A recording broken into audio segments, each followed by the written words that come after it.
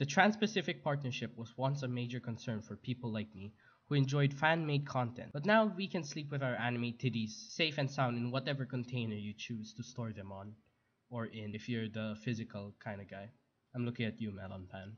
Let's take a look at what the Trans-Pacific Partnership was all about. The Trans-Pacific Partnership is a trade deal between Australia, Canada, Mexico, Singapore, and the US before the US pulled out.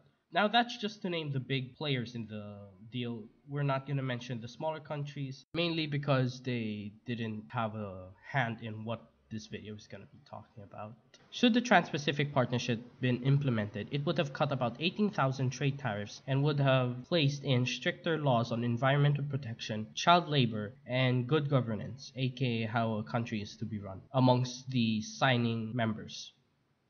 These are all good and well, but underneath all those bright colors of a more unified and peaceful world, the trade deal has been done in closed doors so secretly that we don't know the full extent of this agreement. This is a deal, mind you, that will probably affect us from our jobs and daily life, and yet we don't even know what's in it. That alone should scare all of us into wanting our countries to back out from the deal. They haven't even released publicly the full agreement. That's really scary, at least for me. Like, how much more is there in that classified document? So you may be asking, if it's classified, how do we even know what we know? Well, that's through WikiLeaks for the most part. They have been leaking parts of the document, but from those parts we already have entire Wikipedia articles about it and how it will affect us. Basically, the lawmakers are showing us the good stuff, the icing on the cake, but then WikiLeaks comes along and shows us the cake was made of worms and human remains, a la Soylent Green.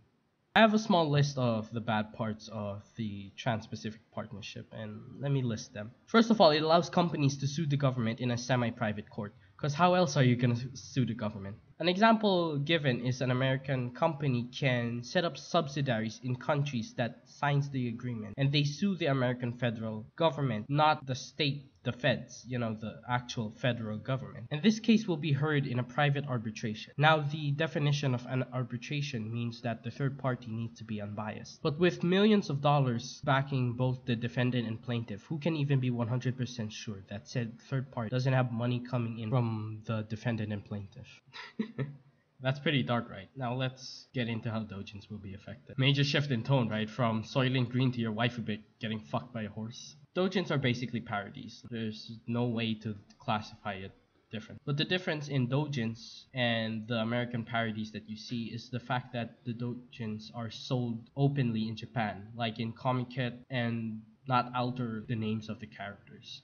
For example, I can take Darkness from Konosuba and make her partake in a BDSM type doujin, making copies of said doujin, sell them in a festival, and not worry about Tokyo MX's lawyers knocking on my door with a cease and desist letter. Whereas that would totally happen in America if I took Batman from DC and did the same thing. There are several reasons why this is how they handle copyright in Japan. First off, Japan's copyright law runs off the premise that the copyright holder needs to file a complaint instead of it being an automatic system like in America, where the government is to uphold the copyright law even though the copyright holder didn't say anything. And for the most part, nobody's complaining. From the company's point of view, it's free advertisement and it lets some very dedicated people go into their fan base. And there's also a social stigma of suing an individual which can affect company's reputation. That also leads to the third topic of this here video: the people who actually make the doujins and why they do it. According to a survey of 4,000 doujin artists, most of them can barely make an actual living out of it. 22% do it as a stress reliever, and 10% do it to build a portfolio to become a professional manga artist or something.